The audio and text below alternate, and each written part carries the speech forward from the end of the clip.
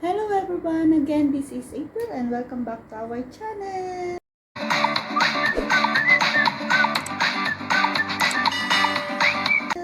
So guys, for today's video is mag-ayos tayo ng chocolates kasi yung chocolate namin is naubos na siya ng mga bisita.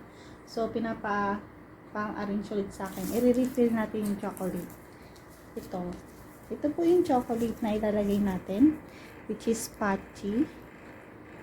Napaka-expensive po nito dito sa Saudi.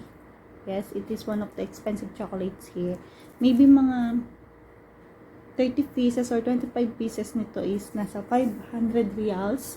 And sa Philippine peso, nasa 6,000 pesos na siya in just 25 pieces ng chocolates na to. Masarap naman po siya compared sa iba talaga. Minsan nagpapadala ako nito sa amin pero by chance lang talaga kasi sobrang mahal na. So, start na tayo. Samahan niyo ako. Ito nga pala yung i-refill natin. Yan. Kita niyo naman, di ba? Wala siyang kaayos-ayos. So, ayusin natin. Game na.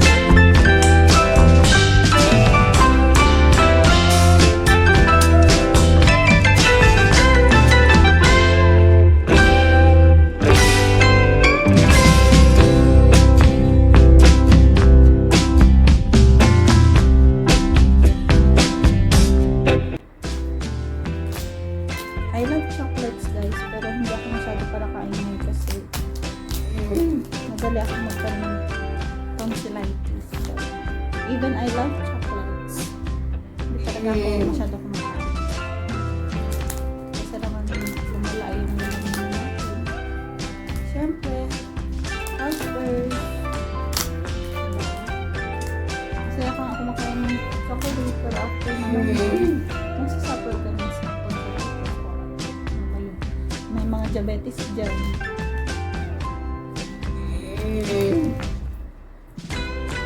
Kaya swerte ng mga walang ano dyan, mga walang sakit. Unlimited chocolate.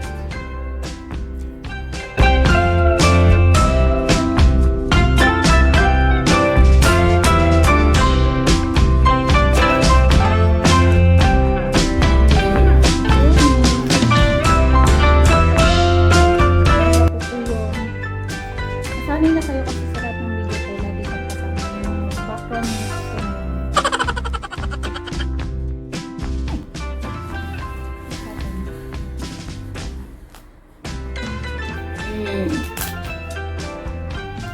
If you're following my YouTube channel, kasanay din kayo sa ganyan sound. Background ko na yun.